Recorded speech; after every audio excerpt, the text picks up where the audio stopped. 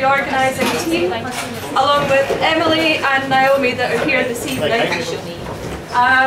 And any questions you have about Café Scientifique or any of the upcoming events or how you can actually be involved, then please come and have a chat with us during the break. Now, tonight we've got the great pleasure of introducing Dr. Sarah Bate, who's here from Psychology at Bournemouth University, who's going to be telling us all about face processing disorders.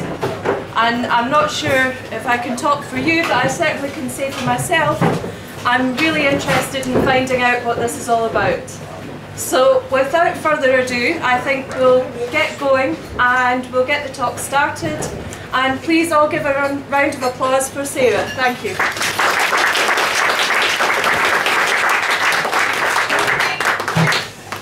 Right, thank you. And welcome to this Café Scientifique. Can you all hear me okay at the back? Am I? Yeah, should I speak up a bit more?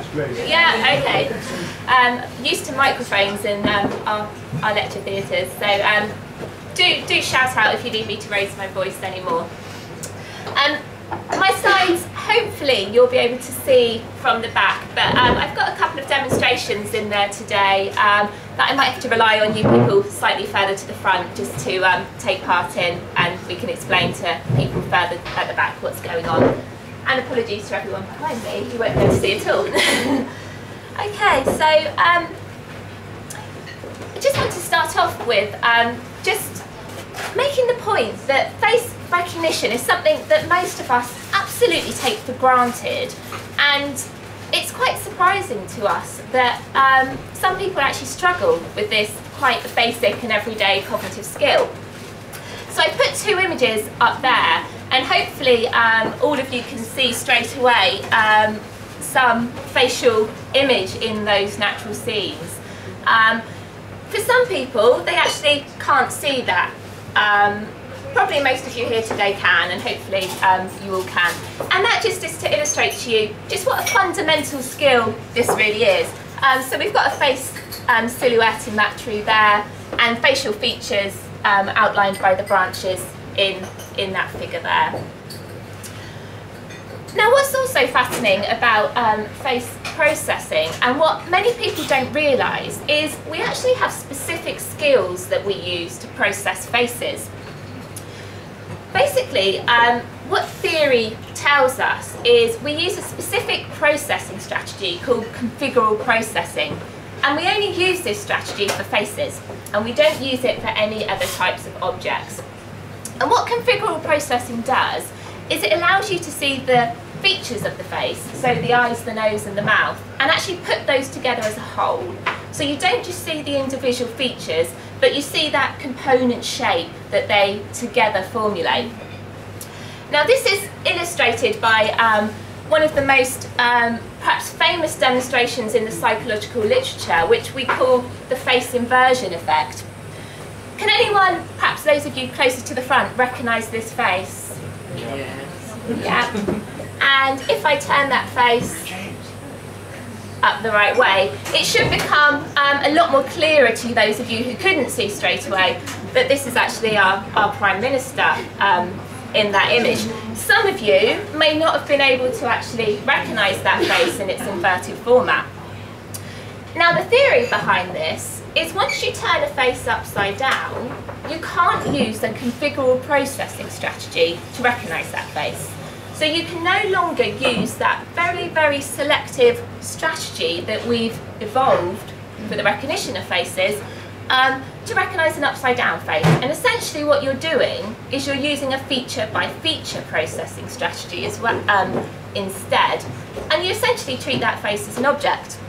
As soon as the face is presented in its upright format, you can use this optimal configural processing strategy that we reserve only for faces, and you can see who that person is. So a second demonstration of this, and this is referred to as the Thatcher illusion.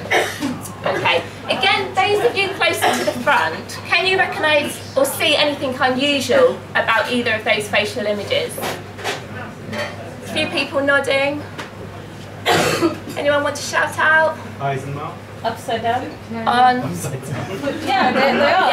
upside down, or at least. Yeah. So some of you were able to see something quite odd about this image, but it's quite difficult to see. What I'm going to do now is actually just pop that up the right way, and straight away you can see.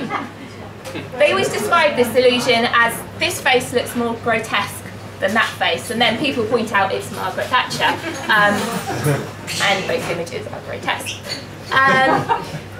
So if I just compare that to the upside down images, you can see straight away just how much easier it is to process a face in its normal upright orientation. And the reason behind that is because we have this specific skill that we reserve for processing faces.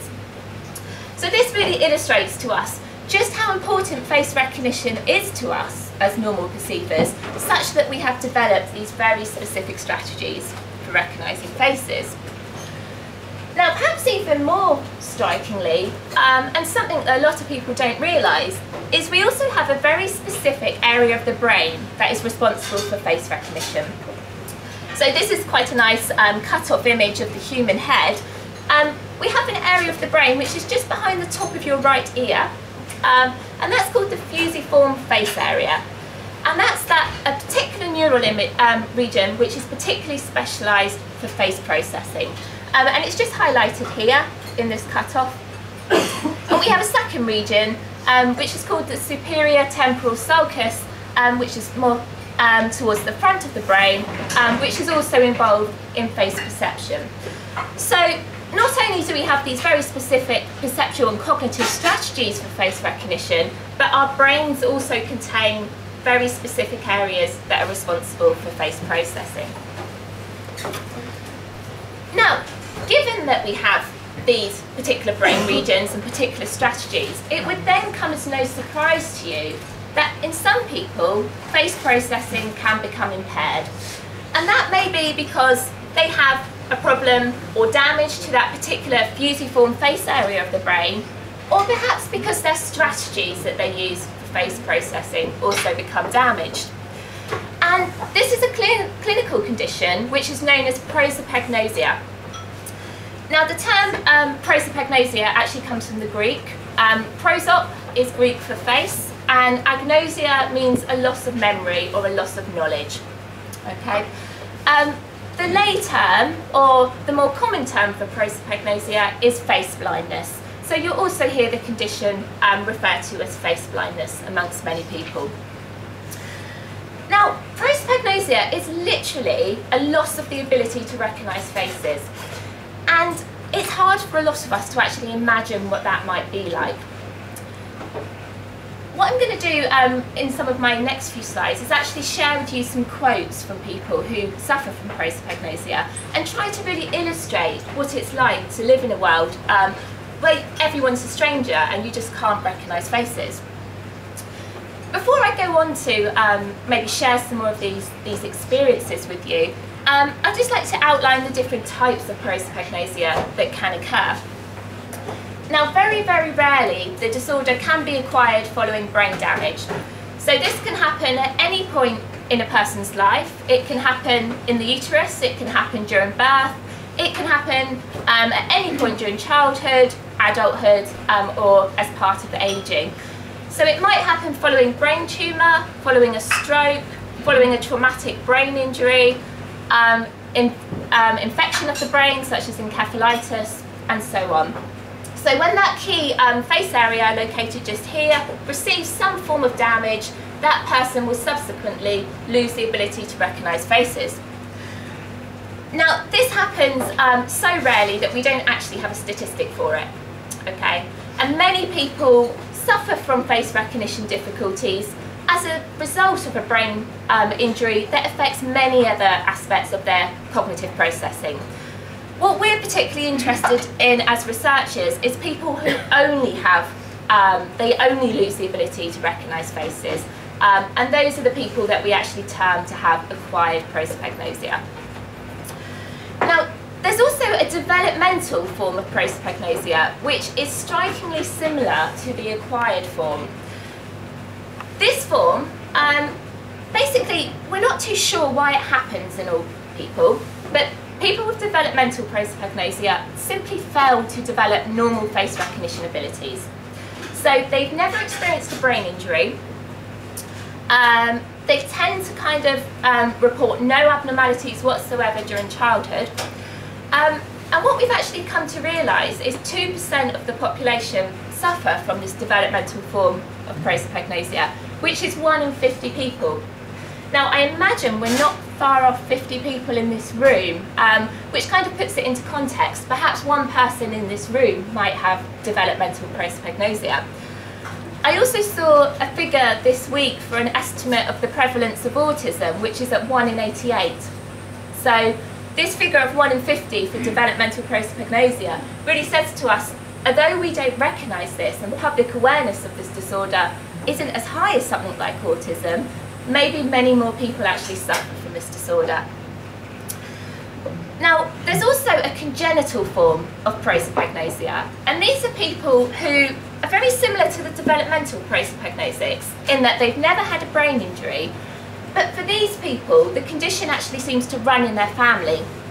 And we actually work with a number of families where 2 or more sufferers actually present with prosopagnosia.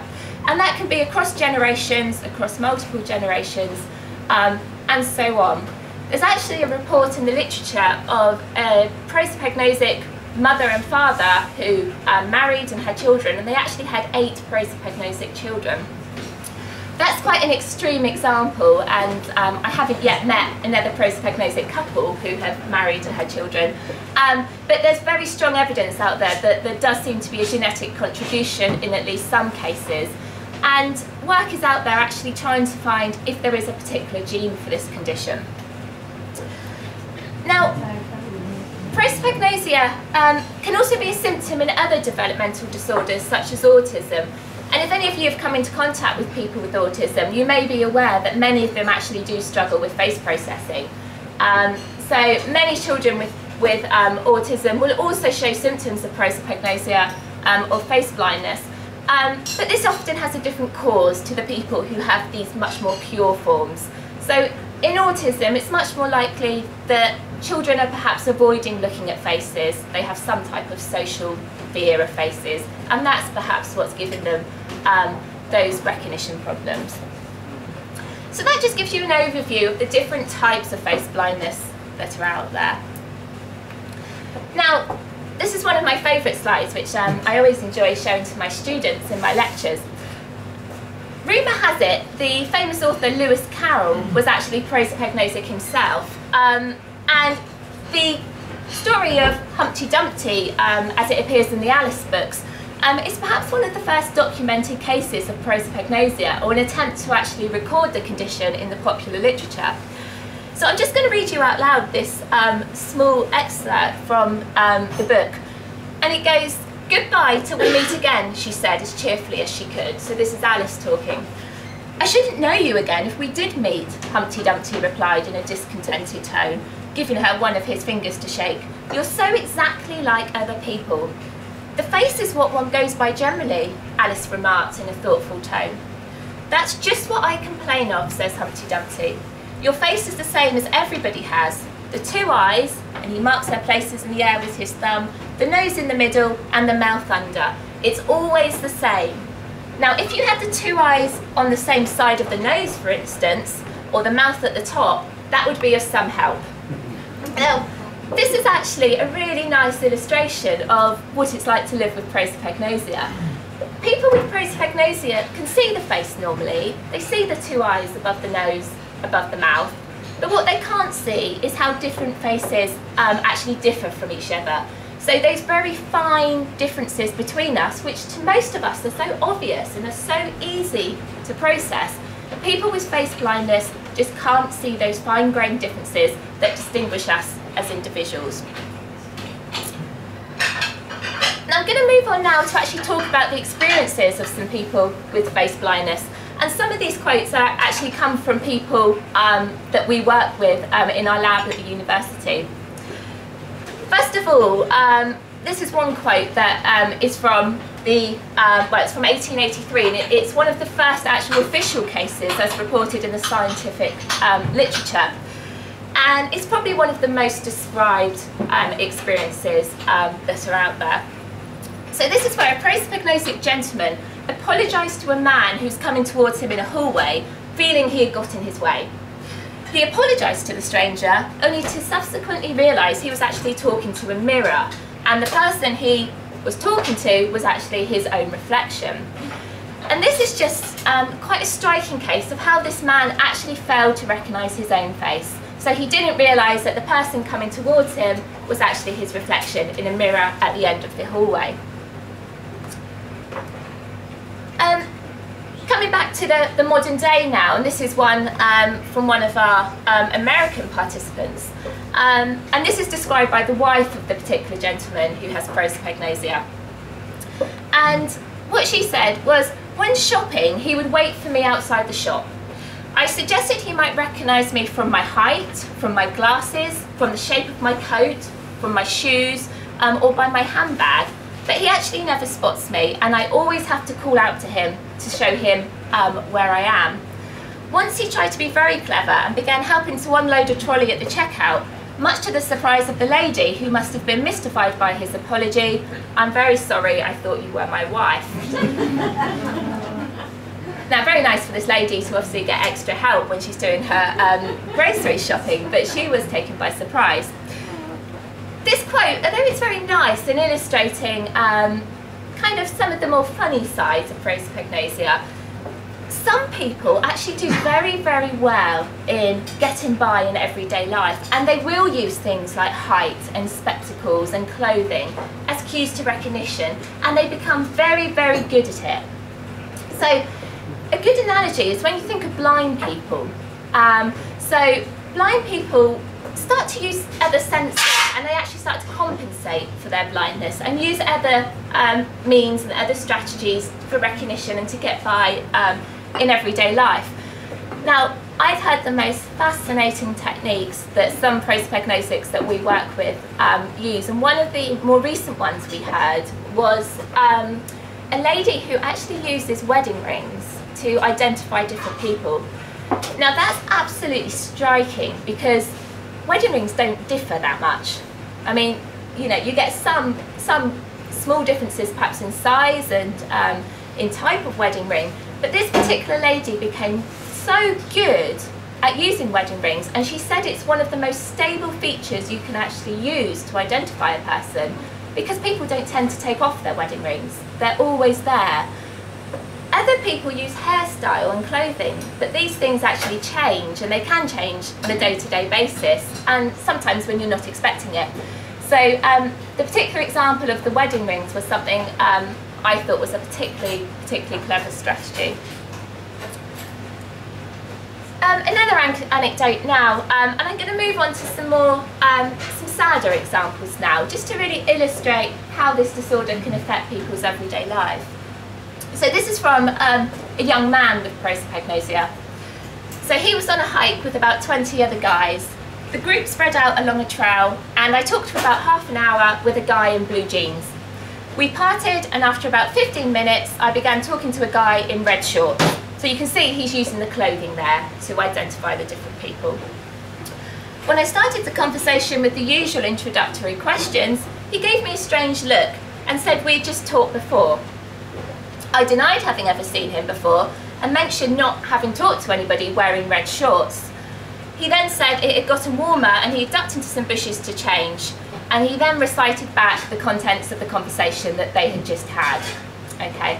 And that shows you just how dependent people with prosopagnosia do become on these external cues to recognition. And once those are removed, those compensatory strategies really do fall down.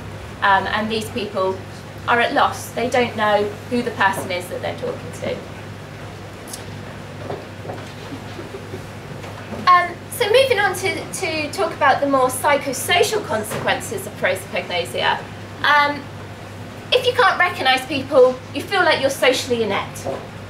You're always worrying that people will think you rude, and it can be very, very embarrassing.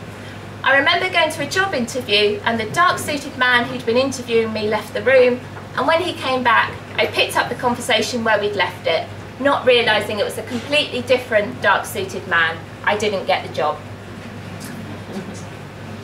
this is a problem for many people with prosopagnosia, is it actually affects not only their everyday social lives, but their opportunities to gain employment. One of the more famous prosopagnosia sufferers is actually Duncan Bannatyne from Dragon's Den. And if any of you are particularly interested in this topic, do Google Duncan and read about some of his experiences. And he talks about missed business deals, lost opportunities at work, lost opportunities for promotion. He's obviously someone that's done very well for himself regardless, but equally there are people out there who have really been held back in the employment world because of their prosopagnosia. And one particularly sad case I came across when I was doing my PhD was a gentleman who worked as a teacher in a secondary school. And he used to get by with his prosopagnosia by using seating plans for the kids to sit in the classroom. It was an all-boys school, and the lads very quickly actually picked up on what this chap's problem was. And unfortunately, they then went on to give him a lot of trouble. This got to the point where he actually quit his job, and he became a lecturer for the Open University, where he only had to converse with students by email, and he hid at home behind his computer and that safety net. And that really just shows to you just how important it is that we start to develop public awareness of this disorder, but also professional awareness, and actually afford people some protection in the workplace. So just a few more quotes here on the psychosocial side of things. So I assumed I was stupid or lazy, you know, all the things they labelled you with when I started school.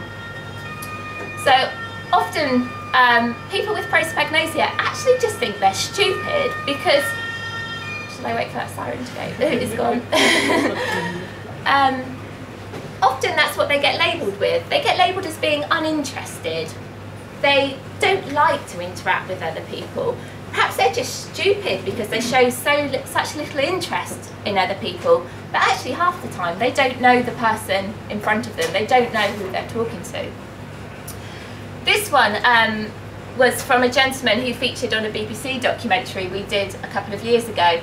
And he said, I spent 3 days chatting up some girl and then cut her dead in the street without knowing that I'd done it. This same gentleman, he's actually happily married now in his 50s, but he also talked about when he went to a party as a university student, and he actually asked the same girl out twice in the same evening. And she wasn't too impressed because although she was sympathetic about the prosopagnosia, she was then worried he was going around asking multiple women out when she thought he genuinely liked her. So prosopagnosia actually does interfere with romantic opportunities and dating as well.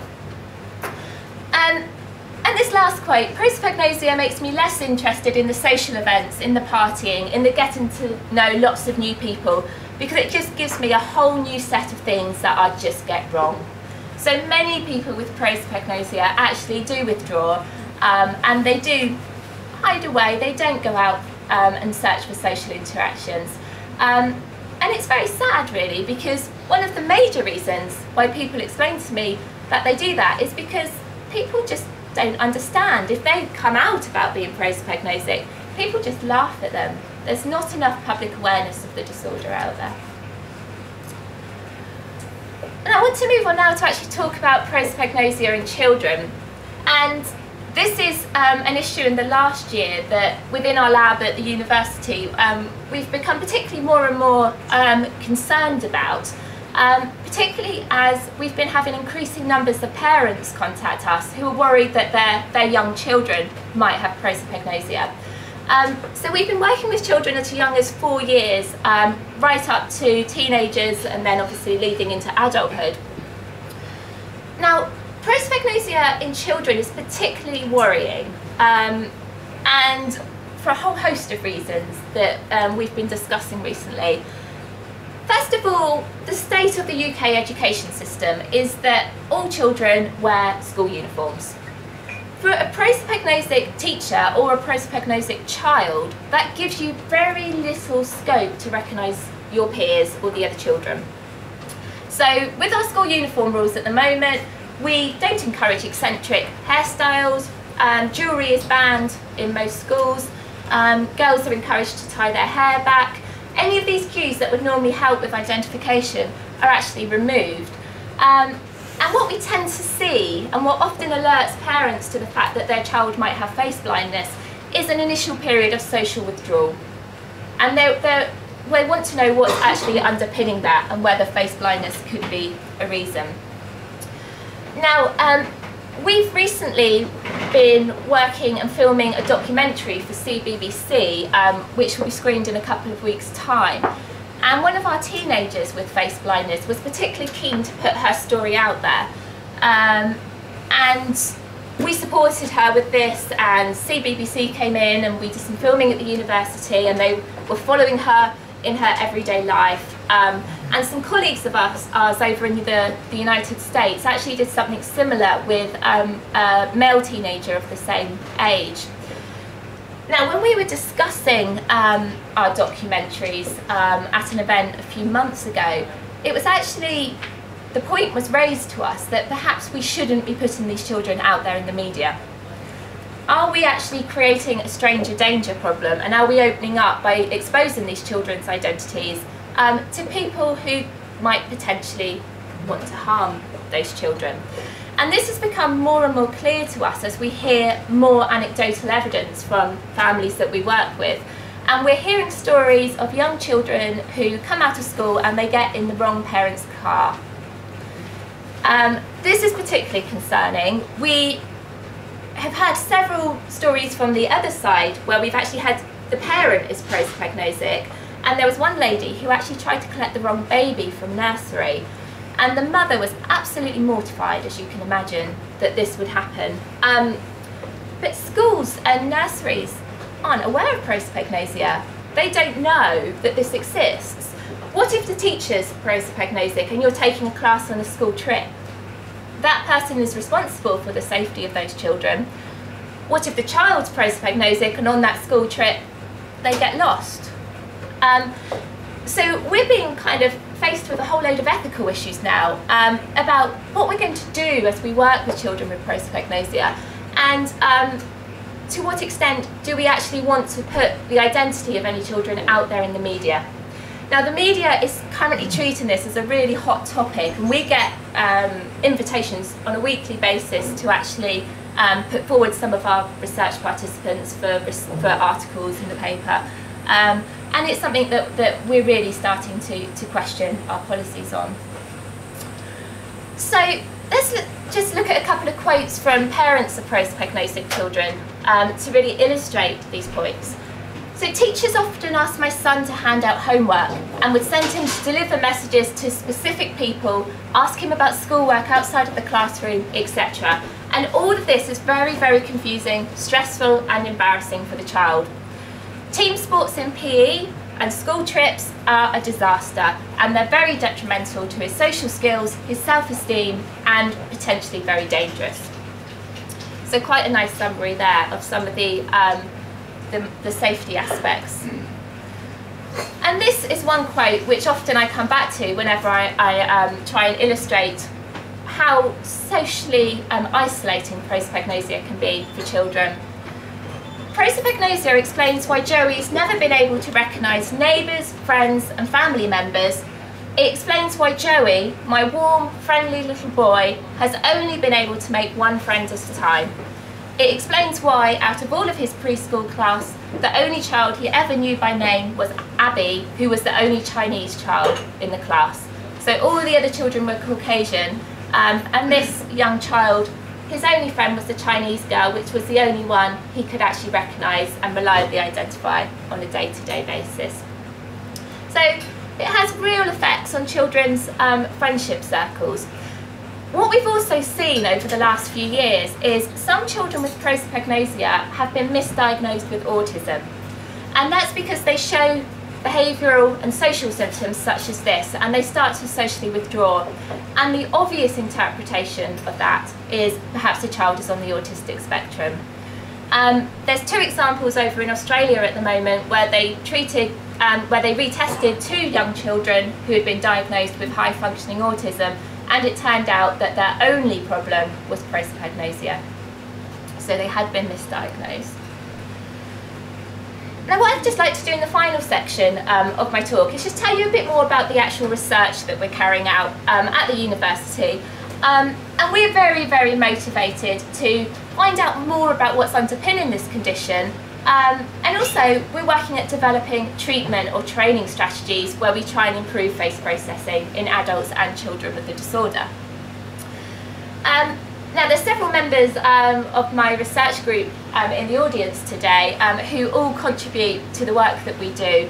But basically we're underpinned by the development of this website, www.prosopagnosiaresearch.org, which I launched back in 2010. Since we launched this website, so in the last 3 years, we now have something like 750 people on waitlist from the UK alone who want to come and see us for a diagnosis of prosopagnosia. And this illustrates the problem that's out there at the moment. The disorder is not recognised by the NHS. If you think you have face blindness and you go to your GP, they will not know what you're talking about. And we're quite possibly the only outlet for most people to actually go and get themselves or their child assessed. And what we then do is we try and enrol anybody who actually meets the criteria for prosopagnosia in our ongoing research programmes. That's the best we can offer at the moment, because we are researchers and we're not clinicians. But many people do feel they really benefit just from participating in that research process and from getting that initial diagnosis of having prosopagnosia. Now, apologies because these images are so small, I didn't realise how small they'd be. So what I do is actually describe these to you, and perhaps I leave them up in the break, so if you're interested you can come on up and have a good look at the screen. Much of the work that we do, we use eye tracking technology. And I don't know how well you can see this, but basically we have an eye movement laboratory. And this is where your participant actually pops their head in a chin rest, which just keeps the head very still. And then we have a small camera which is located here, and that just picks up how the eye is moving as it looks at faces on a computer screen in front of them. All that camera is doing is literally picking up the pupil. Okay, so it's not high-tech technology really. All it's doing is looking for that little area of darkness in the middle of the eye. It's calibrating in on that, picking up on it. It's filming it like a video camera. Where's that eye moving? And it's then overlaying those eye movements onto a face, so we can actually see where people are looking. Now we're doing a number of projects at the moment where we actually want to find out what's different about people with prosopagnosia. What is it they're doing differently which leads to their poor face recognition performance? Now in control participants, this is a picture or an image of just a normal perceiver, someone with no problems whatsoever, as they look at a face. And what they tend to do is they make a triangular sequence between the eyes, the nose and the mouth. Okay, so that's what most of us in this room do as we look at faces. And that lets us take in this absolutely essential information in the centre of our face, which is really what distinguishes us from the next person. Okay, so it's the size of the eyes, it's how far away, how far apart those eyes are, what's the distance between the eyes and the mouth, or the nose and the mouth. And that's that essential information which is important for configural processing. So that strategy that I talked about at the beginning of the presentation. Now in a prosopagnosic participant, what we tend to see is quite a random pattern of eye movements. They tend to avoid those inner features. They come out and they look at the ears and the hair and different external features. They tend to avoid the eye region to a much larger extent than control participants. And what they also tend to do, which isn't illustrated too well in this image, is they actually make more fixations towards the mouth. Okay. Now, it's no surprise probably to most people that we all think that, we as scientists, we think most information about the face is contained in the eyes. That's what draws us to a face. That's where we can really get to grips with what a person's feeling, who they are, what their intentions are. And prosopagnosics actually really tend to avoid those regions. So this is some recent data that we came out with, and which we've currently got under review for publication at the moment. As I say in the break, I'll pop this slide back up, and then those of you at the back can come and have a closer look. Now, the other section to our main research focus at the moment is looking at whether or not we can actually treat prosopagnosia. And treatment's a difficult word to use, and a lot of people with prosopagnosia take exception to it. And what we really mean by treatment is, in some way, can we teach them how to process faces in a more effective manner? Okay, so there's no magic pill, there's nothing we can give them which is going to cure this prosopagnosia. Brain damage is normally very permanent. These developmental forms of prosopagnosia, they don't ever go away. But we might be able to do some things just to teach people how to take on some more effective processing strategies. Now, we've used two main kind of techniques over the last year to really investigate this issue. And again, I put these images up on the break for those of you who are interested. We have an online training program that we run through our website, and what people do is they log in for at least an hour a week, and they do repetitive training with faces. And the training is quite simple. You have a face at the top and two faces underneath, and you just decide which of the two bottom faces matches the top face. So which is the same as that face. Now, there's 10 levels of difficulty that a person works through. They start at level 1 and they can go up to level 10. What happens between level 1 and 10 is it becomes progressively harder, and we actually morph those two faces into each other. Okay. By the time you get to level 10, it is pretty much impossible because the variation is so tiny. But hopefully, for those of you who come and have a look, level 1 should be relatively simple. So we've got various people undergoing this training strategy at the moment. The young girl who's the star of the CBBC documentary, she's actually done about 3 or 4 months of this now, and we monitored her eye movements before and after she completed the training program. And although she didn't get any better at face recognition in her everyday life, her eye movement strategies actually have now become more normal. So she's now doing this normal triangle pattern, and she's focusing much more on those inner features. And what we're hoping is that by continuing this training over a few more months, the actual knock-on effect of her now employing a much more normal strategy might see results in her actual recognition performance in everyday life. Now, the other training strategy that we've been looking into is one which is more suitable for younger children. And I've only put a little image up here, but essentially what we're doing with children as young as 4 at the moment is these types of training programs, they're just not suitable for young children. They don't have the attention span. So working together with the parents, what we've actually done is asked the parents to send us images of about 15 people who are very close to that child. So pictures of the parents, pictures of siblings, teachers at school, close friends, etc. And what the parents tell us is that what would be much more useful to them is if we can just improve recognition for that close subset of faces. So let's not worry too much about improving their general face recognition skills with these types of programs, which are completely unsuitable for young children. We've got a number of families who are currently using this technique, where basically we prepare the child a series of flashcards. They have each face on the front of the card, and on the back we've written some descriptions of some distinguishing features of that person. Now, with this technique, we always have to warn the family, this isn't going to be very nice for you, because your child is going to say, I recognise Dad because he's got a really big nose, or I recognise Mum because she's got these tiny little eyes which are really close together. So you kind of have to say to people, you know, just go with it. And what the child does is every few days, they actually work through the card set with Mum or Dad at home. The child tries to recognise the face on the card. If they have no luck, Mum gives feedback. No, this is actually so-and-so, and you can remember to identify this person because they have this very big nose, or so on. And we really try and focus them in on those internal features, so we don't use cues to hairstyle and so on. So this is just some examples of some ongoing research that we're currently working on.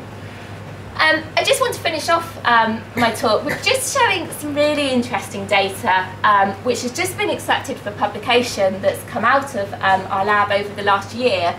And this is where we've actually found you can give prosopagnosics a very quick and temporary solution to their face processing problems. Now, in the last 3 or 4 years, the hormone oxytocin, which is a hormone that all of us naturally produce as we interact with each other, as we have nice social interactions, and it's particularly implicated in the bonding between a mother and their child. Synthetic forms of this hormone have been manufactured for years, and they're used to induce labour in women. So I'm sure many of you have heard of the use or experienced the use of oxytocin yourselves. More recently, very small nasal sprays have been manufactured with this synthetic version of oxytocin. And basically people can just squirt a little bit up their nose in the same way you would squirt a normal flu spray. The last couple of years, some really interesting findings have emerged in the literature where it's actually been found that nasal inhalation of oxytocin relieves symptoms of autism. So children with autism who inhale oxytocin tend to have relief of their autistic repetitive behaviours, and it lasts for about 2 hours. Now, we thought we'd actually try this with our prosopagnosia sample, and we had our prosopagnosics, so these are adults with prosopagnosia, come into the lab on 2 occasions. On one occasion they would sniff a small amount of oxytocin. This is a completely harmless procedure, okay? It's a substance which is naturally broke down within the body, so you can't have an allergic reaction to it. And on the other occasion they would have the placebo spray, so the same spray but without any oxytocin. And we actually got them to complete 2 face processing tests when they came in on each occasion. One was a face recognition test, so here's a set of faces, please try and remember them, and then let's see how many you can recall. And what we found was that participants recalled a much higher number of faces in the oxytocin condition than in the placebo condition, and it nearly brought them up to normal control performance, which is represented by that dotted line. In the second test, they just looked at faces. We thought, let's see if just the way they look at faces improves. So we used that matching test. 1 face at the top, this time 3 faces underneath. Which of the 3 faces is the same as the top face? So no demands on face memory, just how you perceive a face. And again, in the oxytocin condition, we see this huge increase compared to the placebo, and it actually brought performance up and slightly above normal control performance. Now, the utility of this, I don't know. We've talked to our prosopagnosics about it, and some of them said, actually, if I've got a wedding or a funeral or something which just for a one-off event, it might be quite nice if I could actually improve my face processing skills. What we now plan to do is, that's not ideal. You don't really want people going around just taking a quick sniff of a nasal spray. It's not very practical, and it's not something I particularly want to advise.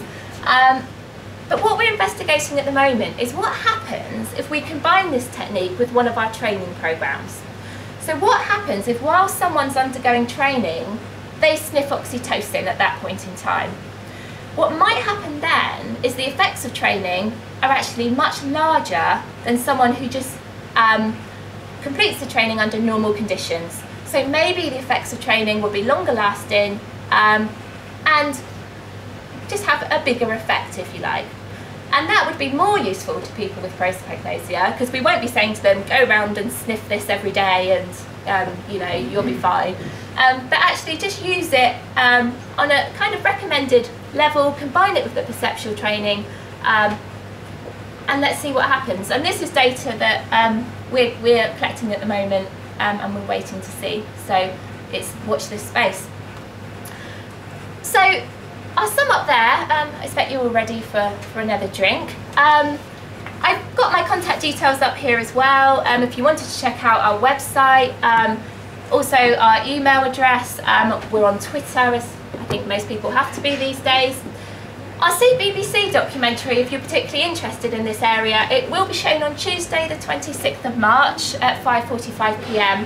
and it will be on the CBBC channel. So the BBC has now put all the children's stuff over onto a separate channel on Freeview. If you think you might have prosopagnosia, please do get in touch with us. We've got a very friendly team. It's absolutely does not tie you into anything coming to see us just for a chat. We're also keen to hear from anyone who thinks they're really good at face recognition, and we call those people super recognisers. So if there's anyone here who doesn't think they don't ever forget a face, we want to hear from you too, because to understand what makes people really bad, we actually need to understand what makes people really good at the same time. Anyone who's just interested in our work, we're always looking for control participants as well. So please do feel free to get in touch with us. Come and visit us at the university and have a go at some of our eye tracking studies, act as a control in some of our training regimes. We're always desperate for control participants. But I'll wind up there and I'll pop some of these slides with those small images back on during the break. Okay, thank you.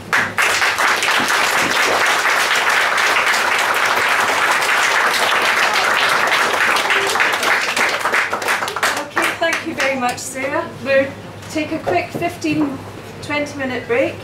Feel free to get another drink, get yourself, toilets are downstairs if anybody needs to go down there, and then we'll start having a chat about this.